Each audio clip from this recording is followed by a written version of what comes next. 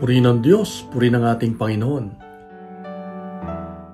Kailan yung isang pagkakataon na may dumating sa buhay mo, maaaring isang pangyayari o isang tao na hindi mo pinansin? Bandang huli, ma-realize mo na napakahalaga pala ang dala niya.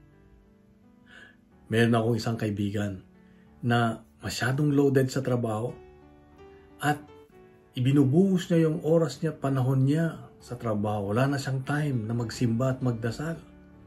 Lagi niyang sinasabi pag niyaya ko, tsaka na lang o mamaya na lang pag may time. Pero the more na nagtatrabaho siya, the more na bumibigat yung kanyang buhay. Hanggang na-stress siya na na-stress, napagod, nagkasakit. At nasalubong ko siya sa daan, umiiyak. Sabi niya, kala ko hindi ko kasama ang Diyos. Yung pala, ako ang hindi sumasama sa Kanya. Kasi napapansin ko, habang siya'y nagkikwento ng kanyang kahirapan, nagpapadala naman ng Diyos ng mga taong tutulong sa Kanya. May mga taong may kabutihan na lumalapit sa Kanya. May mga taong nagbibigay sa Kanya ng kapayapaan galing sa Diyos. Kaya lang, hindi niya ito pinapansin. Kaya bandang huli na-realize niya na hindi pala siya iniwan ng Diyos. Sa Ebanghelyo ngayon mababasa natin na si Jesus mismo ay umiyak sa mga taga-Jerusalem. Sa Jerusalem mismo. Bakit? Hindi siya umiyak siya dahil sa galit, hindi dahil naawa siya sa kanila. O dahil hindi siya napansin.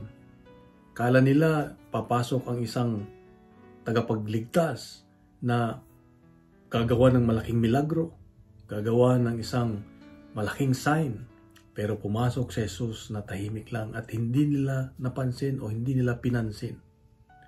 Kaya may paalala ang Diyos sa akin ngayong kapatid. Dumarating ang Diyos sa buhay natin, oras-oras, minu-minuto. Nasa atin kung paano natin siya pansinin.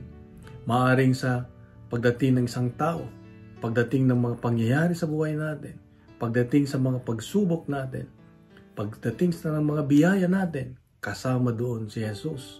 At tinitignan niya ang puso natin kung kaya natin siyang pansinin. Kaya ang paalala ng Diyos sa atin ay hanapin natin lagi ang Diyos sa lahat ng pagkakataon sa buhay natin.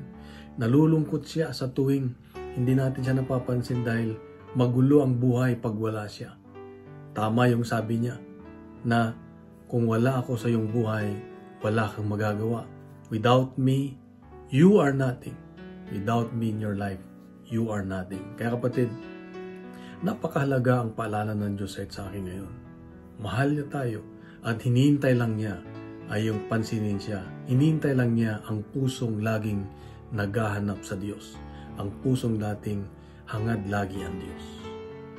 Kung nagustuhan natin ang ating reflection ngayon, ibagi natin sa social media at gawin nating viral ang salita ng Diyos. Punuin natin ng good news ang social media. At tayo ay mag-like, mag-subscribe at mag-iwan ng comment sa baba. At i-share natin itong daily reflection. Sa mapagpalang araw sa iyo, sa mga mahal sa buhay, God bless and God is good.